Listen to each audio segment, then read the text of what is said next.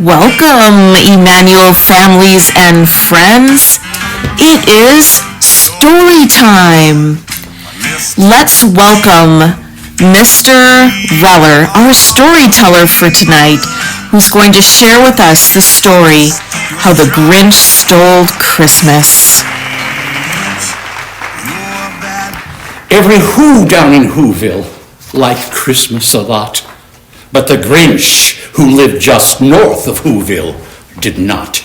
The Grinch hated Christmas, the whole Christmas season. Now, please don't ask why.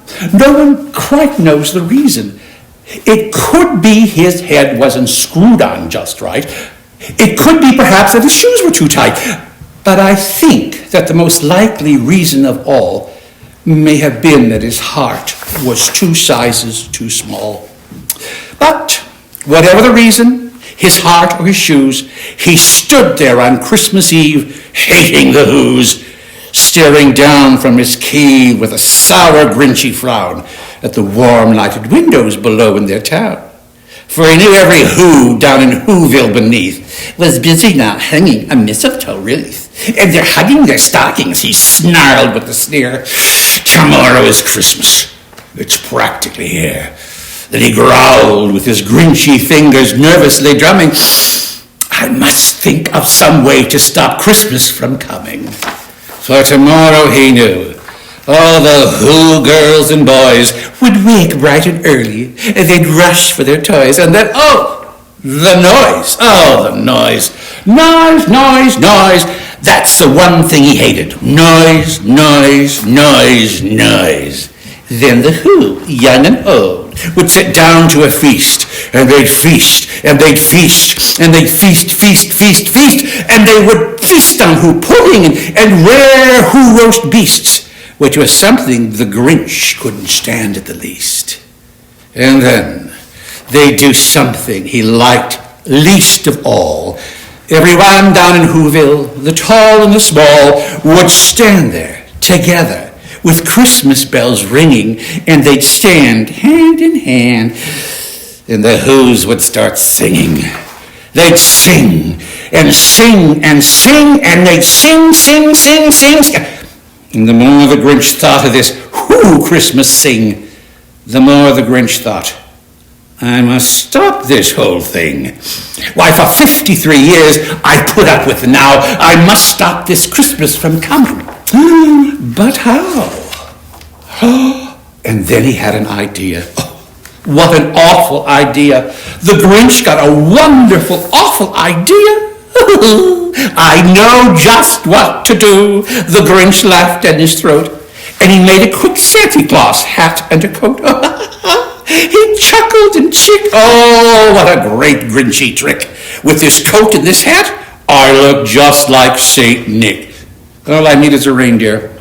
The Grinch looked around, but since reindeer are scarce, there was none to be found. Did that stop the old Grinch? No. The Grinch simply said, if I can't find a reindeer, I'll make one instead.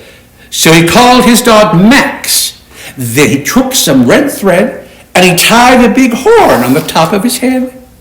Then he loaded some bags and some empty old sacks on a ramshackle sleigh, and he hitched up old Max. Then the Grinch said, get up! And the sleigh started down toward the homes where the Whos lay to snooze in their town. All their windows were dark. Quiet snow filled the air. All the Whos were all dreaming sweet dreams without care when he came to the first little house on the square. Stop, number one, the old Grinchy Claus hissed. Then he climbed to the roof, empty bags at his fist. And he slid down the chimney, a right tight squeeze. But if Santa could do it, then so could the Grinch. He got stuck once or twice for a moment or two. Then he stuck his head out of the fireplace flue, where the little Who stockings all hung in a row.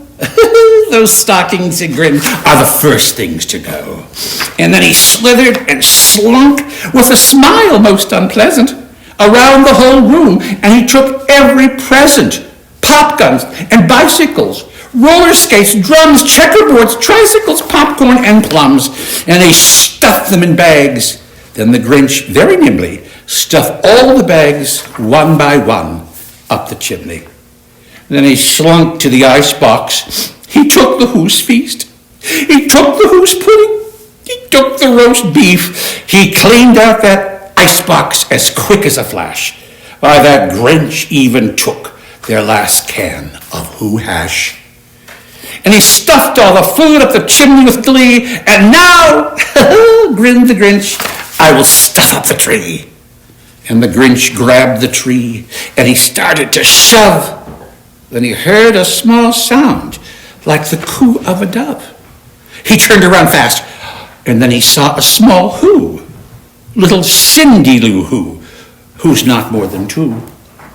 The Grinch had been caught by this tiny Who daughter. She'd got out of bed for a glass of water. She stared at the Grinch and said, Santa Claus, why? Why are you taking our Christmas tree? Why? But you know, that old Grinch was so smart and so slick, he thought up a lie, and he thought up it quick. Oh, why, my sweet little tot, the fake Santa Claus lied. There's a light on this tree that won't light on one side, so I'm taking it home to my workshop, my dear. I'll fix it up there, and I'll bring it back here. And his fib fooled the child. Then he patted her head, and he got her a drink, and he sent her to bed. And when Cindy Lou Who went to bed with her cup, he went to the chimney and stuffed the tree up. Then the last thing he took was the log for the fire. Then he went up the chimney himself, the old liar. On the walls he left nothing but hooks and some wire. And the one speck of food that he left in the house was a crumb that was even too small for a mouse. Then he did the same thing at the other Who's houses, leaving crumbs much too small for the other Who's mouses.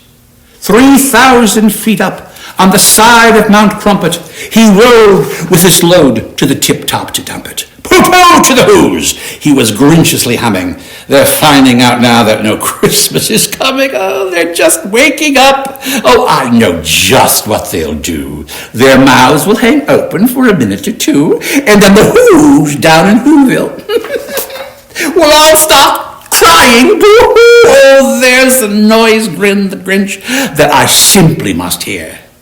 So he paused, and the Grinch put his hand to his ear, and he did hear a sound rising over the snow.